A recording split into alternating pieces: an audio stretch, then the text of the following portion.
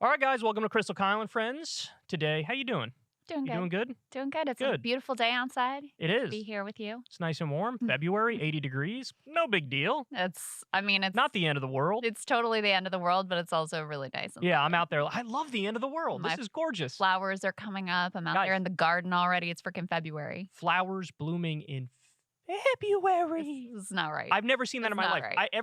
A few times I've seen March. Yeah. Right? Even in New York, maybe a handful of times mid-March or something, but I mean, this part of the Mid-February it country, started. they say March is in like a lion, out like a lamb. Correct. That's the classic idea. It's Mhm. like the end of March, you start to get a little bit of a break. It starts, no, ain't no lion It's anywhere. 80 degrees and it's February. But I'll so. tell you what, the middle of the country is getting hammered, though. Like Minnesota just got dumped with True. ridiculous Well, amounts of snow. places in California are getting like 2 and 5 feet of snow. The mountains, even in Southern California, the mountains are getting hit with feet of snow. Yeah, It's just everything's weird. Everything's just strange. We got no snow here this year. None. Which we Well, usually I get. like that. We usually get at least one snow. I mean, last year was the year we got hammered with that terrible You storm. got more here in DC than in New York. Yeah, and it was the one you guys probably remember. Like 95 was shut down. It was a catastrophe. Oh, yeah, people were there for like days. forming like bands and tribes. Tim Kaine was stuck on the highway Yeah. for 48 hours. It was crazy. My house, we had 14 trees down just at our house. Yeah, I couldn't get to the kid. It was not fun. So I'm okay to have a winter off, but I also the number of 50 and 60 degrees days that we've had this winter, it's been very mild. We Hey. had one cold snap. That was basically it. It's helping my seasonal depression, I'll tell you that Yeah, much. I Well, know. it's not all that bad right now. Anyway, This whole climate crisis. um, It's working out for us at least. So that's what really matters. so Trevor Aronson, that's who we're talking to Yeah, today. great. He has a great podcast out.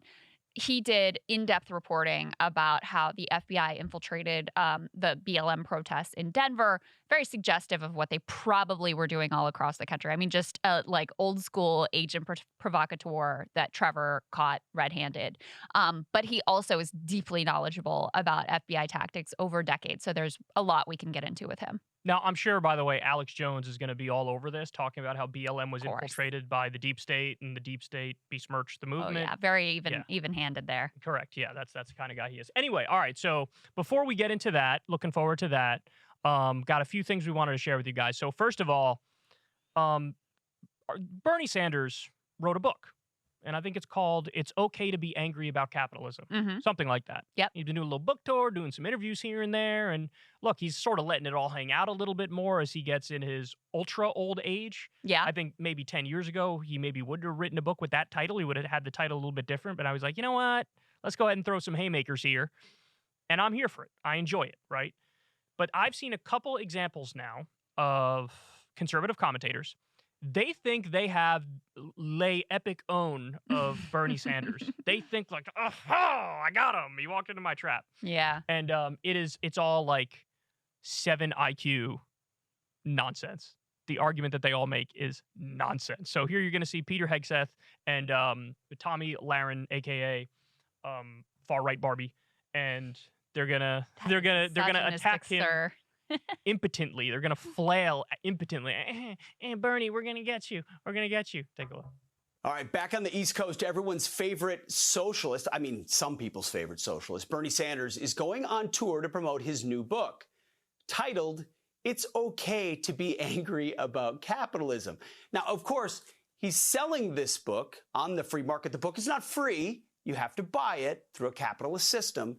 And then he's charging guests almost $100 just to attend one of his anti-capitalism events. I'm glad you're bringing up Bernie Sanders. I almost forgot that he existed because when it comes to the woke Democrat Party, he's actually seemingly a little more conservative than some of the new ones. But I'll tell you this is just exposing what is champagne democratic socialism. They don't want everybody to be equal and on a level playing field. They want the rest of us to get poorer together as a collective. And then the elites like Bernie Sanders, they still want to sit at the top. They still want to collect their paycheck. They still want to live above us. It's no different than the hypocrisy of Al Gore and John Kerry riding around in a private plane.